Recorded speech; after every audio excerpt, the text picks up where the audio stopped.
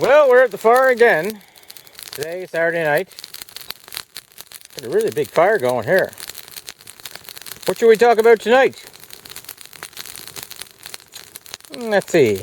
Let's talk politics.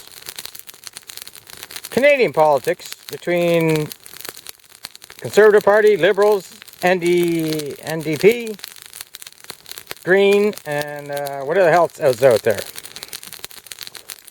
Liberals are putting out ad campaigns saying that look what is in the future if Harper keeps in. And they say cuts, cuts, cuts, cuts to a lot of benefit packages. And they say they won't do it. But remember back throughout the years, many years for some of you, it's always the same thing by the government, not by the government, but the party that's not in power promises the world. Oh yeah, benefits for this, sometimes lowering income tax or sales tax or something like that. But once they get in, they realize how expensive it is to run a country as great as ours, Canada that is. And in the end, they're forced to do the same thing that the government before had to do, and that this party said they would never do, and that is to cut costs. Everywhere in the world, countries are cutting costs. Greece is in a is in a diarrhea bag now with their troubles. It just seems like all of a sudden there's no money in the world. Somebody must be making money, whether it's Chinese or India or Russia, or Russia's not really. They got sanctions against them because the USA thinks they're some kind of threat. But getting back to Canada, yeah, every time it happens. I remember back in 1980 something or other in Germany, when old Big Chin Mulrooney came over to Lahr, and we had a big parade for him, and he promised us the world. So he more or less got all 5,000 votes of the troops over there and their wives, or whatever that number is. I'm saying 5,000 just because I thought of that. And sure enough, did any of his promise pan out? No. He got in and realized how expensive it was to run a country, and that he couldn't spare that extra money to give to us in the manner of new arms, new tanks, new equipment. So I never forgot that. That was my first opportunity of seeing that. Is Stephen Harper running the country in the best possible way? Well, that's up for debate. But, the Liberal Party adds that, yeah, they say about veterans too, but I don't know whether they have much to do with veterans after they get in, if they get in, to give us more benefits, or not me, but the younger veterans more benefits. That'd be good to have. The Harper government is trying.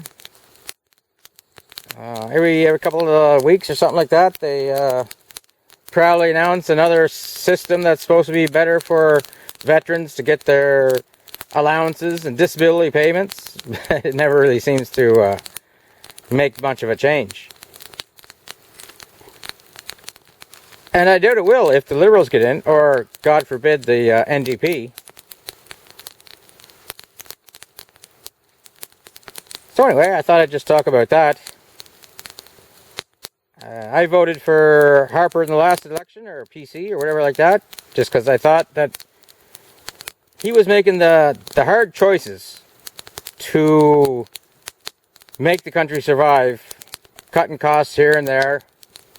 Unfortunately, he was also in charge of cutting all the DVA offices throughout the country, and he has since learned from that that's not very good. So they're opening more offices, especially in Cape Breton is a big bad thing. So anyway, I guess what I'm trying to say is you can never trust a politician as far as you can throw them. That's what I think. I mean, they're kind of like a necessary evil. You know, we don't really want to be led by these quacks or anything like that, but somebody's got to do it. And oftentimes it's not the best leader, it's the best of the worst, I guess. So anyway, I guess there's an election here in the fall, and we'll find out who wins again. I think there will be an awful lot of backlash against the conservatives, and lots of you are going to vote for NDP and Liberals. Especially they let open the gates of the insane asylums for those guys to vote. So all I'm saying is, like I said before, it's a necessary evil to have a leader like that. And you don't really know the guy. You know, you would think, well, let's know this guy, and he seems like a good guy. But we never really know our leaders of the country, like the common Joe. Like if you take that scale of Canada and bring it down to the scale of a village, you know, then you could vote for a leader very well, because you knew the guys that were, you know, running for the government or the leader's position or whatever you might call it. But when it's a big country like Canada, you know, you don't really know them. You only know them by ads and stuff like that, where he's promising the world. So it's a tough coin to toss, I think.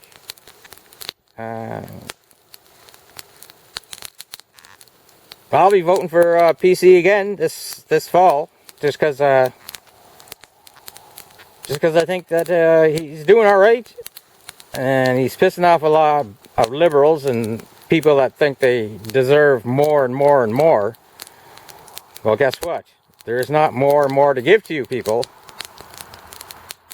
And unless you want to be a country like Greece that has, you know, something like 8-week paid vacation a year, and they can retire at 50 with a big percentage of their wages and stuff like that. Well, you can see how that worked out, and it is not working out very good. I mean, times are tough, and everybody's got to lean down and learn how to make do with less. And unfortunately, it goes right up to Ottawa with our leaders. Anyway, it's time to feed the fire again. It's getting down. And that's my speech on politics tonight, July 25th, 2015, which is my brother Andy's birthday. He's about, roughly, let's see, I'm 49, so he, I think, is 39. And my other brother below him, Aaron, is 35. And he's coming over in a couple of weeks, so we're going to have a great time. And getting the three boys together for some rampaging and rascalness.